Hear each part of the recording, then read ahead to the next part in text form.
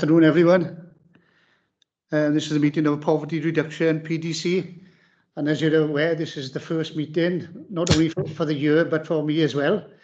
I don't intend to introduce a load of new things. You've got plenty of work doing what we've been doing for the last year or two, so I don't intend to interrupt that process one bit. And the other thing was, at this time, we normally introduce everybody, but I think the only stranger here is me. And I've spoken to most of the officers on the video call. So I'll go straight on to agenda 1, which is apologies for absence. Apologies from Councillors Christine Richards and David Phillips. No, thanks. I know David's having trouble.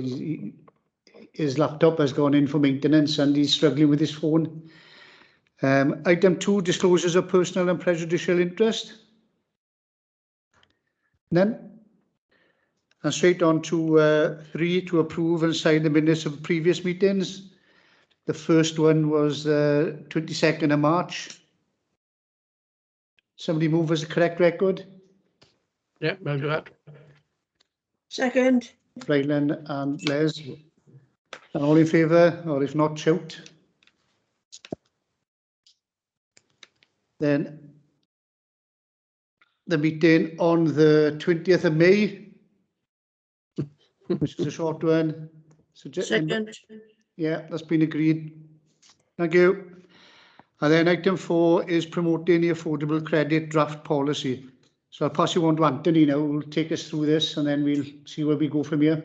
Sorry, Phil, before we go on to item 4, we just go back over the minutes.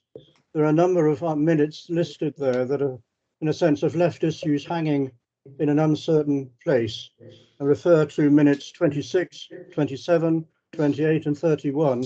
I wonder if we could have an update, please, on what's happening with each of these minutes before we move on. Well, what we'll do, when we get to the work plan, we'll be putting these in for certain months, so that we will not only have an update, but hopefully we'll get a lot further on. For argument's sake, if we decide to do like corporate debt policy, and the officers are quite happy to bring that to us, like in August, then that's what we will discuss in August. And so hopefully then everything will be ready for us. Okay, thank you. So I was still on to you, Anthony. Okay, thank you, Chair. Good afternoon, all. I'm going to give a verbal summary of the Promoting Affordable draft policy report that's been issued. Section 1, I'm just going to briefly, just to bring everyone back up to speed and remind everyone of the background. The Poverty Reduction Policy Development Committee agreed to develop a Promoting Affordable Credit policy in 2018-19 with the aims of ending the targeting of high cost credit, preventing high cost lending and promoting affordable credit. We know that borrowing is a necessity for many people on low incomes just to make ends meet. And we also know that the impact of COVID-19 has disproportionately affected low-income households, resulting in many more people relying on credit to pay for essentials such as food, heating and clothes, etc. The draft policy was initially presented to CMT on the 4th of November 2020, where it was approved for progression. And the first step of that progression was to take the draft policy to public consultation. So the consultation went live for a period of 4 weeks between the 26th of April and the 23rd of May 2021. The consultation was publicly available and also specifically targeted to organisations that are members of the Swansea Poverty Partnership Forum, Inclusion Steering Group and Swansea Poverty Network. Section 2 outlines the findings of the consultation responses.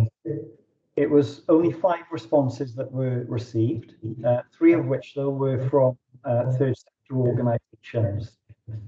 80% of respondents agreed that the draft policy was easy to read and understand.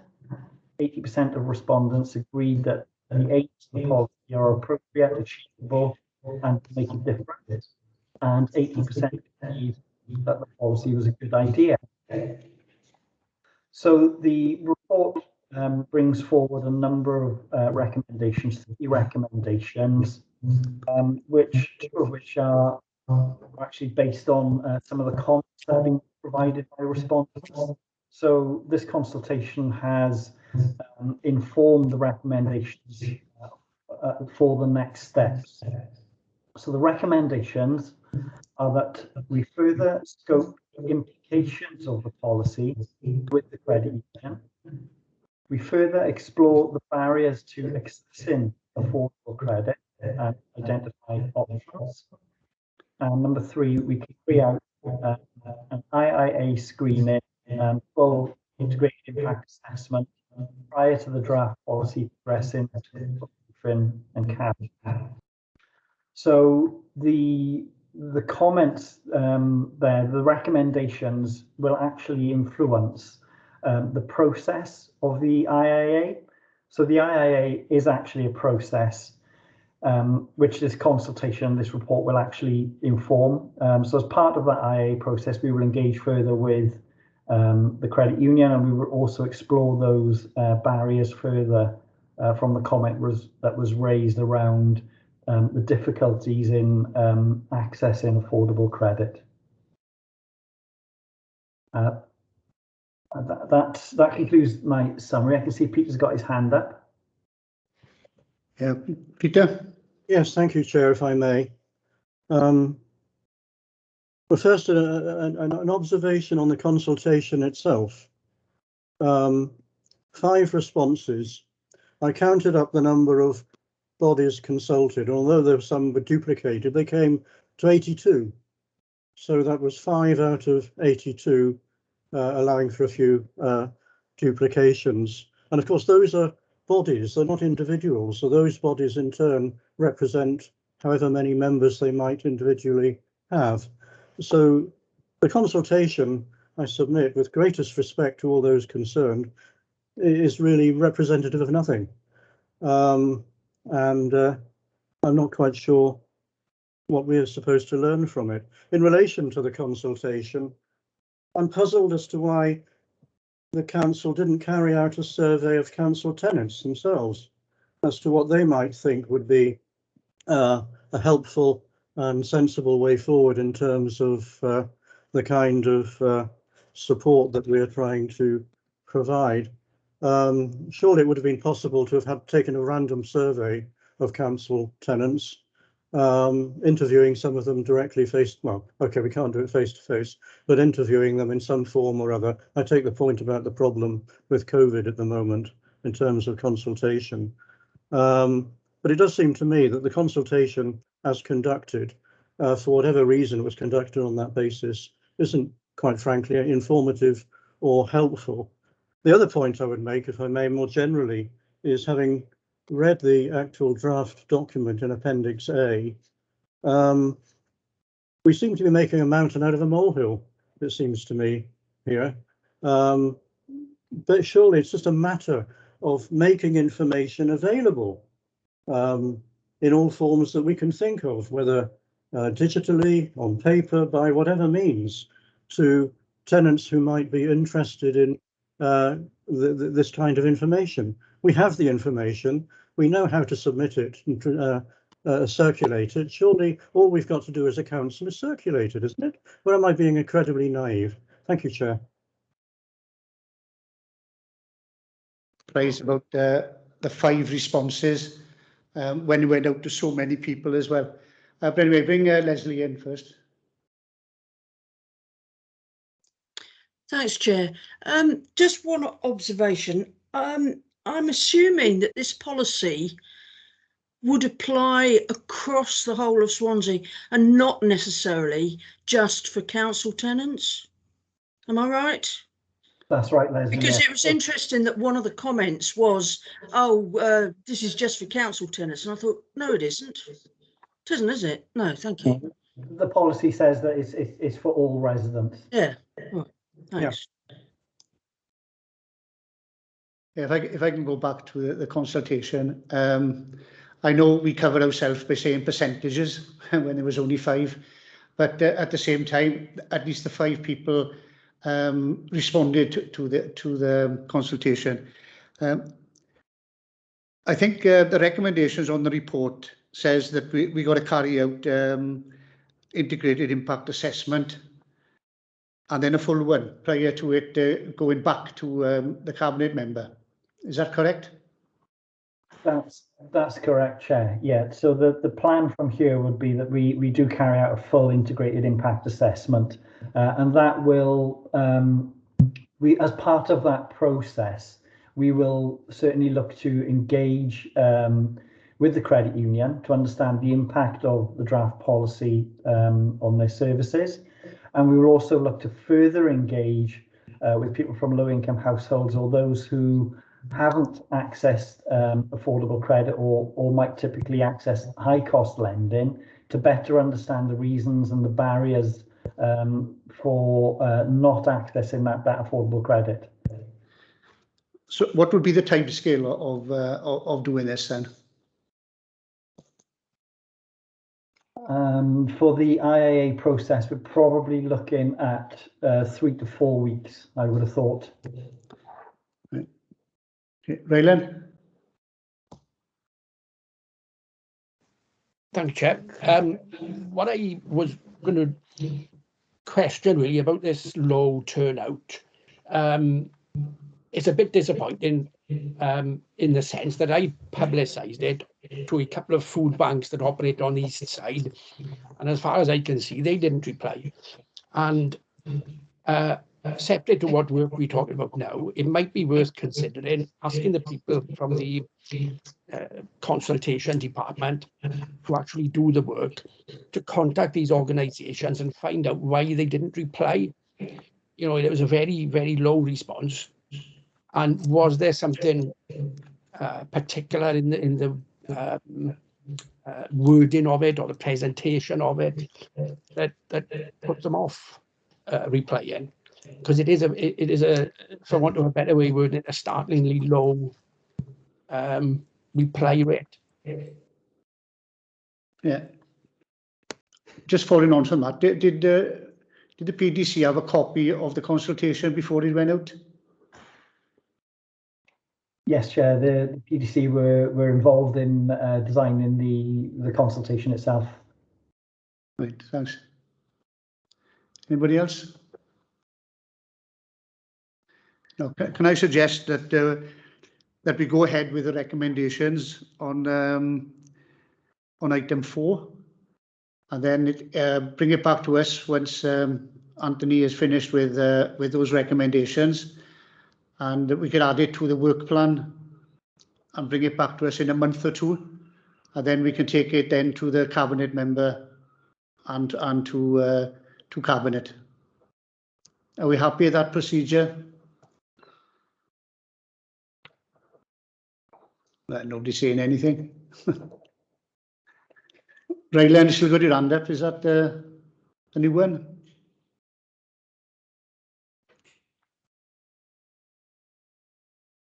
No. Sorry, it's a legacy hand. Les? Yeah, just a quickie, and probably embarrass her, but before we finish this conversation, can I thank the former chair, Mary, for all the work she's done on this policy, but also all the other work that she's done over the last couple of years on all the things that we've been looking at. Thank you. Yeah, thank you, Les. That was a bit remiss of me. I did have it down on my piece of paper, but yeah, to thank Mary, she's done a fabulous job on this, pushing it forward. Let's hope we can carry on a good work. Is Mary allowed to speak?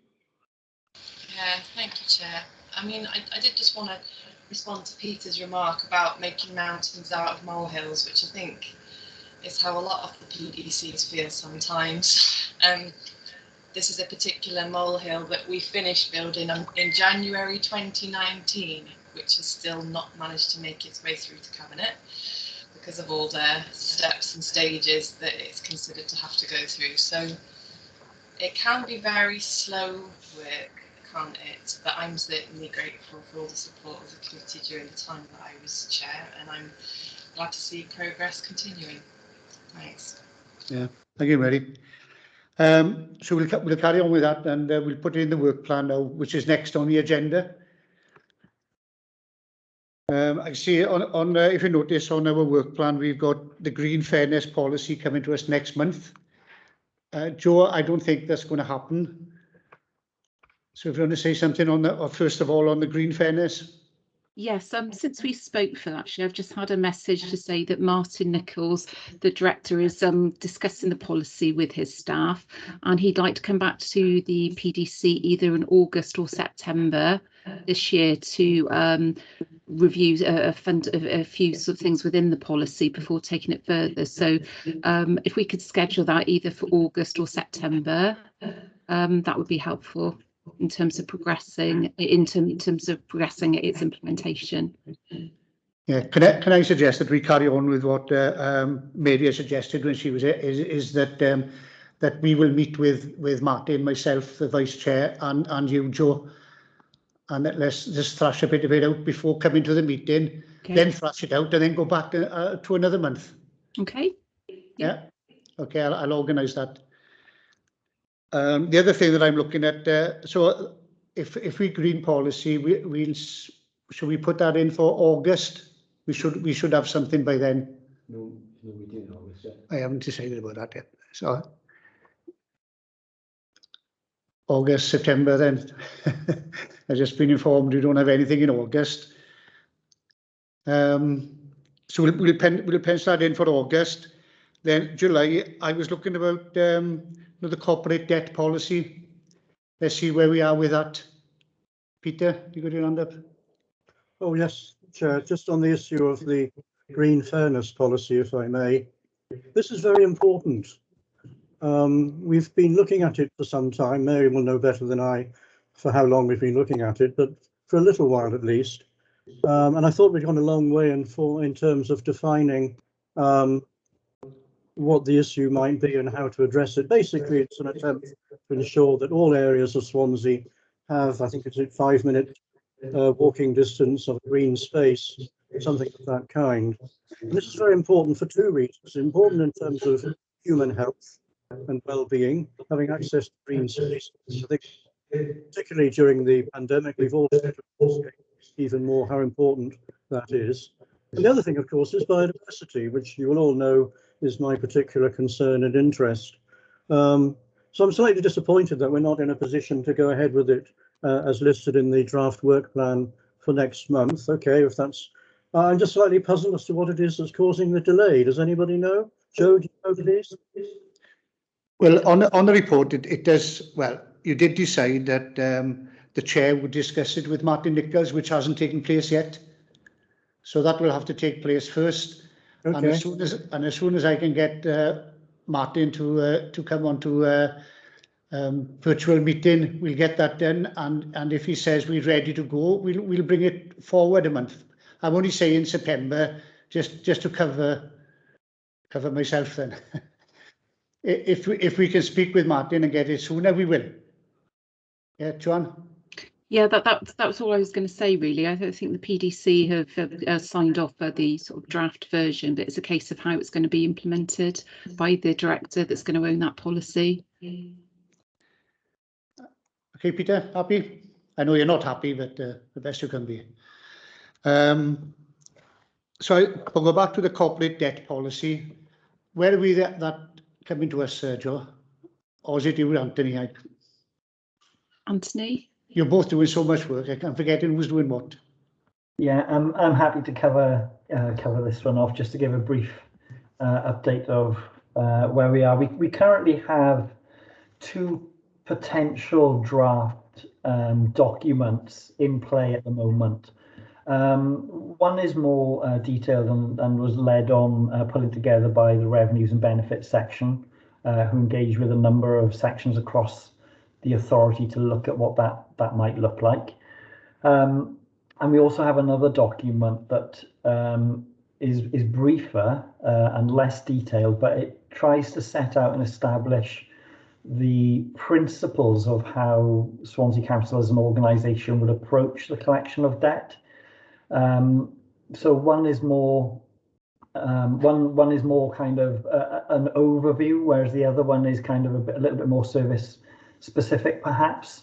So I think the way forward here, and this is just my opinion, but I think the way forward here would be for the PDC to agree the version of the principles document. So what are the principles that we should be aiming to achieve and put in place for the collection of debt across the authority as a draft?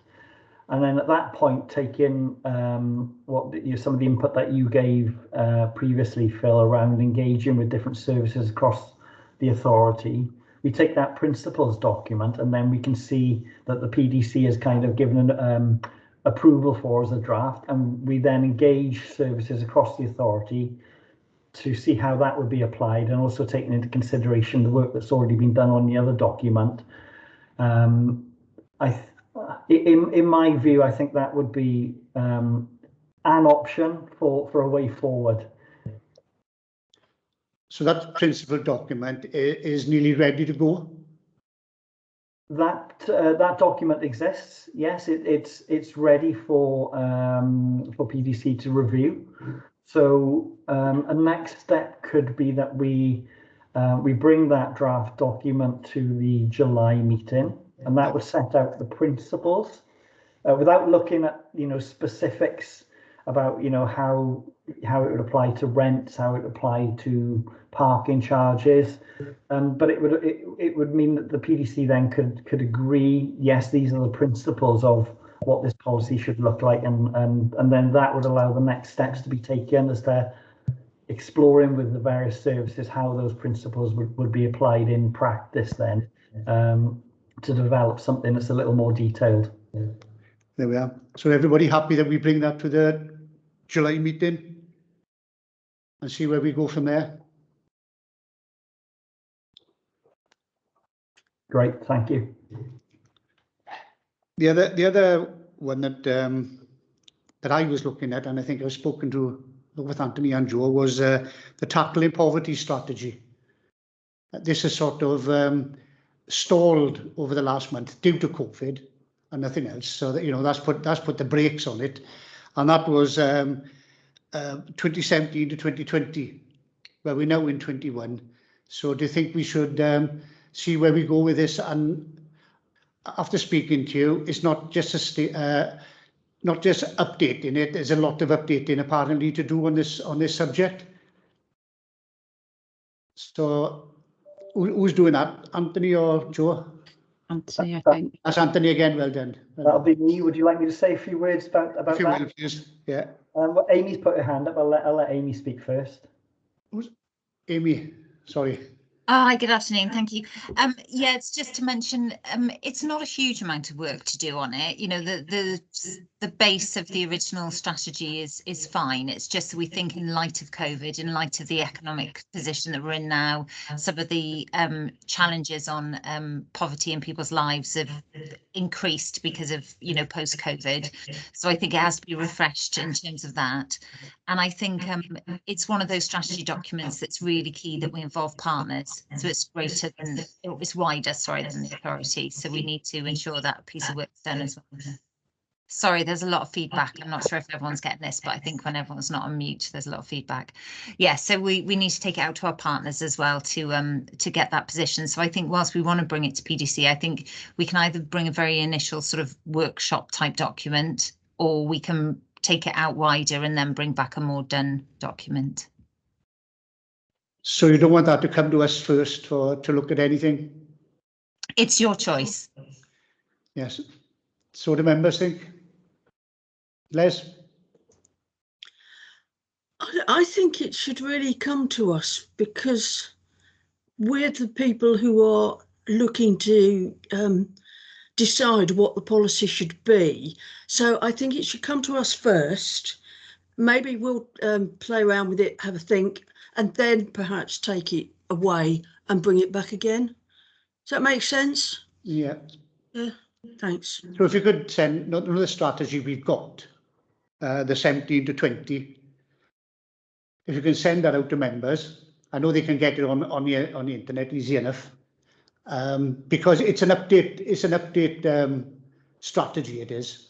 It's something we've done for years, and it's just getting it up to date.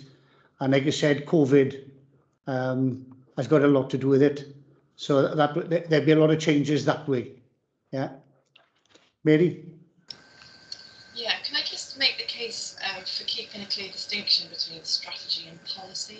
I think, you know, as politicians, what we do is we set the overall direction in things like the corporate plan and the vision for Swansea. And that's, you know, the strategy is how the offices tackle that on an operational level.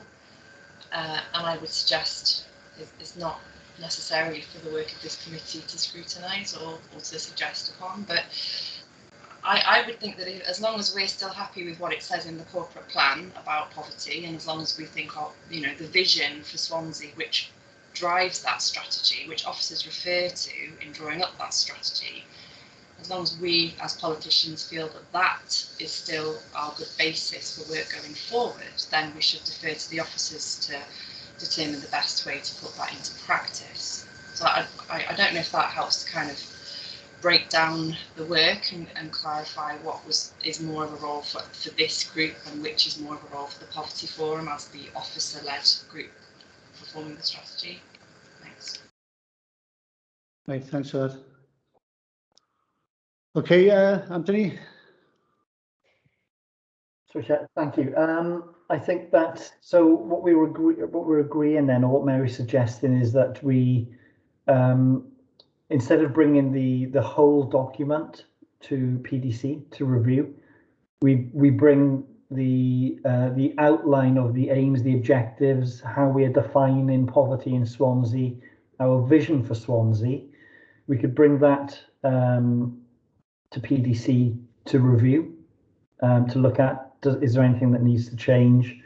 And then that would set the process forward, because the work that we would do as officers now is look at the process for revising the strategy. And as Amy outlined, something that's really important to us is co-production, involving our key partners, but also people with lived experience of poverty in having a say in the revision of that strategy.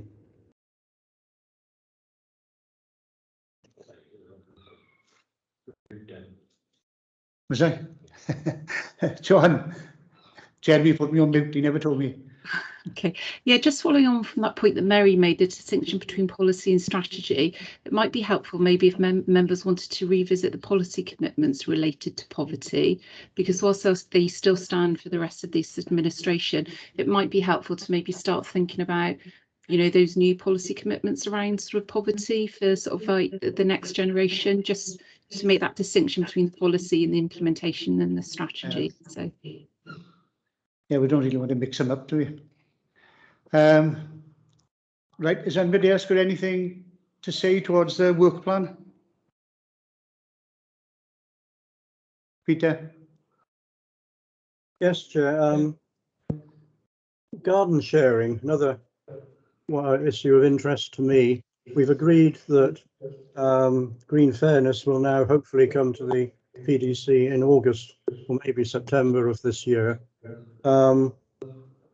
But garden sharing is another, if you like, inverted commas, green issue, although a slightly different one. But one I think that potentially could be very valuable to all sorts of people who have gardens, but for one reason or another, unable to develop them. Other people without gardens who would love to have the opportunity, and I know of some such people who would love the opportunity of going in and doing some gardening and presumably sharing the results if they take a vegetable form with the owners of the gardens concerned. So I'm just wondering, where are we, please? We had a very useful discussion on garden sharing, including with outside organisations that are mentioned in the relevant minute. And I'm just wondering, has it now stalled? Can it be revived, please, Chair? Yeah, fair enough. Spoke to Joanne about this last week. So Yes, where are we with this? We got the bottom line is, if we carry on, we've got to formulate a policy. I think the discussion around garden sharing and community growing were two sort of different things. So in terms of garden sharing, I think there was some discussion that there wasn't necessarily a need for a policy, but there were things that maybe we as a council could do in terms of promoting information. And we had some discussion possibly about members of Anthony's team being able to help with putting some information on the council website. And then the other aspect, the community growing policy, that needs further development either through the PDC, but again, it would probably benefit to have an early discussion with Martin Nichols when we're talking about green fairness to see whether he supports the principles and direction of travel. No, it'd be a long meeting with Martin then. Yeah. Amy? Well, I'd just come back on that, Chair, if I may. Well, garden sharing, obviously it's a matter of process. How do we engage with people on the two sides of the equation, if you like? But I need someone to take responsibility for it and to be prepared to lead on it and to provide information and guidance. I'm still not quite clear who might that be, and can we engage with that person? We're already well into the gardening season for this year, as I know from my own activity, and we're probably now having to think about next year. But I would like to get some kind of structure in place so that we can actually make it work. Yeah, I quite agree with that, Peter. Amy, were you going to say something on this? No, sorry, not on this. It was about the social care financial guidance one. Can I answer that? Can I bring that in? I don't know if you want to go back to Peter's question. Yeah, we'll stick with the garden sharing first, and we'll have discussions with Martin and see where we go from there. Thank you, Chair. Yeah, Amy, back to you. Thank you. It was just a really quick thing. The social care financial guidance, it should read social care financial assessment guidance. It's about the social care charging, and the financial assessment guidance needs to be refreshed, and it's something, whilst not a policy, I thought the policy development committee would be really useful to have your say on it. Right. Or your views on it. So will we get a report or something to discuss that? Yeah, absolutely. Yeah, a document to look at and make comment on, and yeah, certainly. Yeah. But it's the word assessment needs to go after financial. Yeah. Thank you. Okay. And I'm going to just throw something in there now that I've spoken to Joanne about it, is the Poverty Truth Commission. So what are we going to do about that? Is this something new for us? I'm happy to come in here, Chair, give a bit of... Even Anthony. Yes. So establishing a Swansea Poverty Truth Commission was an action from the scrutiny of the first iteration of Swansea's Tackling Poverty Strategy. Work has been underway to do that, and work is underway to do that. We've established a Swansea Poverty Truth Commission facilitation team, secured funding for the establishment of the team and the activity, and SCVS are the host organisation for the Poverty Truth Commission. Currently, the facilitation team are recruiting the community commissioners, so that's a set of commissioners with lived experience of poverty. They will work through a process of getting to know each other, sharing their stories, and choosing the particular issues that they would like the commission to look at. The next step there is that civic and business commissioners will be identified based on the issues that we want to look at, and we've already secured a number of key civic and business commissioners that are on standby and ready to be involved. in that process. So we're looking for the commission to launch later this year. It'll probably be late autumn or winter, but that is an estimate. It wouldn't be prudent to commit to a launch date at this stage. So what would we do as a PDC looking into this? One of the key things about poverty truth commissions is that they are not owned or directed by any organisation. They're owned by the responsibility sits with the commissioners, who lead the direction of the commission. So I think it would be certainly down the track when the commission is established and work begins looking at the issues that the commissioners have raised. It might be a good idea to bring those issues to the PDC. There will, however, be council representation on the commission in the form of a civic and business commissioner, and Phil Roberts, the chief exec, has already made a commitment to being part of the Swansea Poverty Truth Commission. This wouldn't come to us until a good couple of months down the line. No. Yeah. Okay. Right. Has anybody else got anything? So next month now we'll have corporate debt policy in July. And did we say anything else for July? No. It's August or September. No. So will there be enough in that debt policy for the meeting? I don't want to put too much on a meeting, otherwise we go a bit stale instead of getting to the end of something. So we'll kick off that debt policy because, like I said, there is something in the pipeline, so we'll see it first, and then we'll go from there. Yeah, the other thing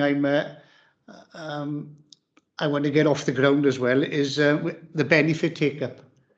We done a paper on that. So I don't know how soon that's going to come back to us. Anybody on that one?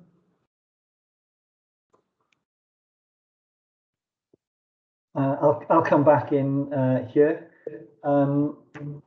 I wasn't actually present at the meeting where James Storer from our welfare rights team gave a verbal update on benefit take-up, kind of issues, where we are, what's happening. We are running currently a pension credit take-up campaign, which PDC have discussed on a number of occasions, and that's ongoing. I'm not aware of a paper though. What do we have?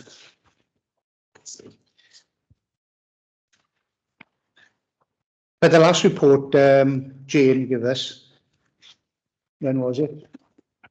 We had this paper. You can't see it. We had this paper in February 21 on benefit take-up.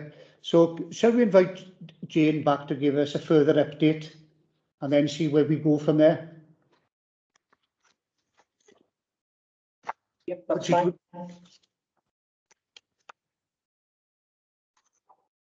Could we do the both in July? Or do you think that's too soon? Which one are you going to speak for, Jane? I could double check with Jane to see about her availability, Phil, to see whether she's got capacity. Yeah, ideally for July. I would say potentially July or August. Yeah. Well, funny you should mention August because we don't have a meeting in August. But I was going to ask committee, would they be against having a meeting in August? Because we only meet once a month. So I don't know if anybody's against meeting in August. No, I know it'll be the end of August, and some of you may be away, but you know that it happens. Are we happy to have one in August? Nobody's shouting at me, so that's okay. Okay, lovely. Thank you very much. That's the end of the meeting, unless anybody's got anything to bring up on the work plan. If not, we'll get something together and proceed slowly, but getting something done every month with a view of getting to the cabinet member and eventually to cabinet. Okay, thank you very much. Good afternoon. Now, I was going to say safe journey home, but I'm the only one travelling. Thank you, Chair.